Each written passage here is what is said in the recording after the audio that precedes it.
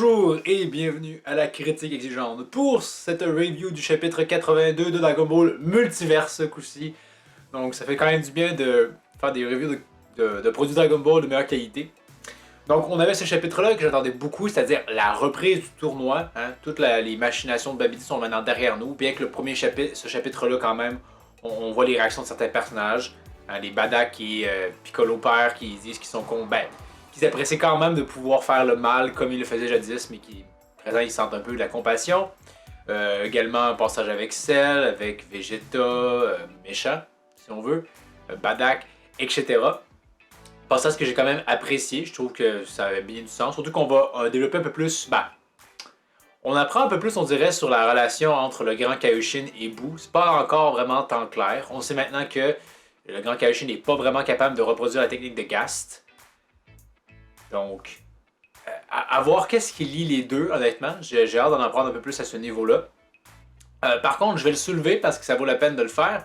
Il y a une page, peut-être que c'est à cause d'un concours, là, mais on voit des spectateurs et ils ont littéralement une page qui leur est dédiée pour un gag à la fin sur comment faire de l'argent facilement.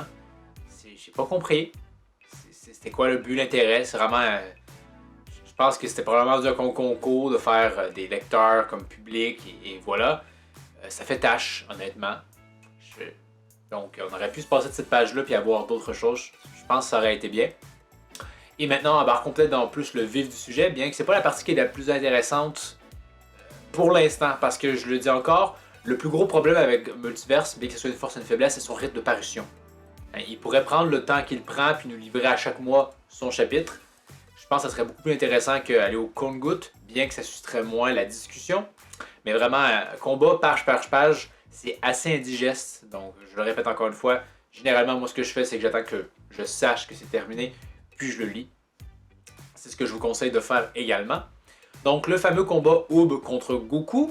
Le problème, justement, c'est que ce format de publication fait que le combat doit relativement être assez court. L'échauffement est très rapide, mais c'est pas si mal que ça. Je veux dire, si on prend par exemple Dragon Ball Super, il y a beaucoup de remplissage, trop.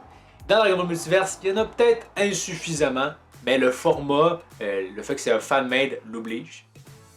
Donc l'échauffement est hyper rapide, Goku passe en Super Saiyan, et j'ai bien aimé cette probablement parole de Oob, qui était une petite pique à ce qui se fait si souvent malheureusement dans Dragon Ball Super.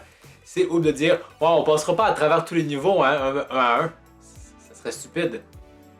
Donc Goku de facto passe en Super Saiyan 3. J'ai bien aimé cette petite pique qui devait être clairement en être une. Et après coup, le problème, c'est que le combat, Oob utilise le Kaioken maximal, et oui, ça blesse son corps, mais Goku gagne avec un seul coup de pied. Ça fait comme, ah, c'est fini. Ça aurait été un peu, c'était pas vraiment fini, mais il pense que ça l'est, genre, ah ouais, j'ai placé un coup et c'est fini. Ah, je sais pas. Après coup, on a ces petits éléments qui sont, on va dire, uniques à Dragon Ball Multiverse. Donc, Oob qui nous sort le Kaioken transcendé. C'est un multiplicatif de combien? En tout cas, ça te fout une transformation sur Oob, elle est plus musclée que j'avais, bien que ça semble vraiment lui faire mal. Et à ce moment-là, il fait juste complètement dominer Goku. D'ailleurs, il y a une séquence où, quand Oob le prend de côté, ça m'a beaucoup rappelé quand Ulquiorra fait de même à Ichigo dans Bleach. Donc, était-ce un hasard ou quelque chose?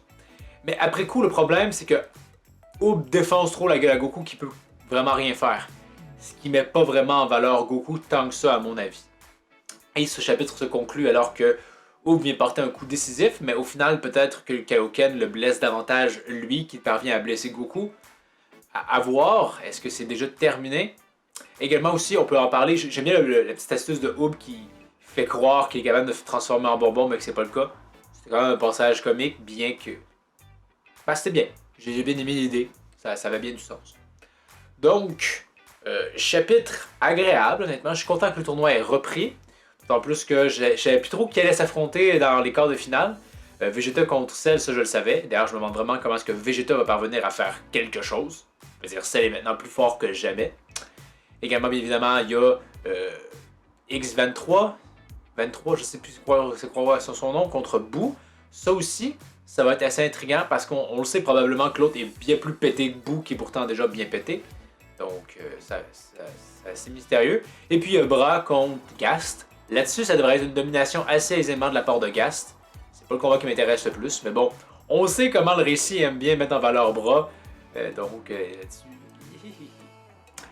Donc, vous, qu'est-ce que vous avez pensé de cette reprise du tournoi, de ce chapitre 82? Qu'avez-vous pensé du duel entre Goku et Ub? Est-ce que vous trouvez un peu comme moi que c'est dommage que Goku n'est pas tant mis en valeur? À la limite, jusqu'à présent, j'avais préféré son duel dans l'esprit de Freezer que celui-là. Ici, je sais pas, là. Goku fait un peu un fils de punching bag, malheureusement. Donc, faites-moi en part dans les commentaires. Donc, cette prochaine critique a suivi beaucoup plus rapidement la dernière, mais je travaille beaucoup moins, donc j'ai plus de temps pour le faire. Donc, pour la prochaine critique exigeante, je vais peut-être aller dans un créneau un peu différent, un versus doublage des Simpsons. Parce qu'au Québec, on a notre version à nous, et en France, vous avez la vôtre. Je dis la vôtre parce que j'estime que la plupart de ceux qui regardent sont français. Et laquelle est le meilleur? Donc, peut-être qu'étant québécois, je vais vous dire que la version québécoise est meilleure, mais bon, on verra pourquoi. Donc, c'est à voir la semaine prochaine, probablement. Donc, merci d'avoir regardé. N'hésitez pas, comme d'habitude, à aimer la vidéo, commenter, vous abonner, partager et plus encore. Et je vous dis à la prochaine. Critique exigeante. Et maintenant, prépare-toi pour l'attaque!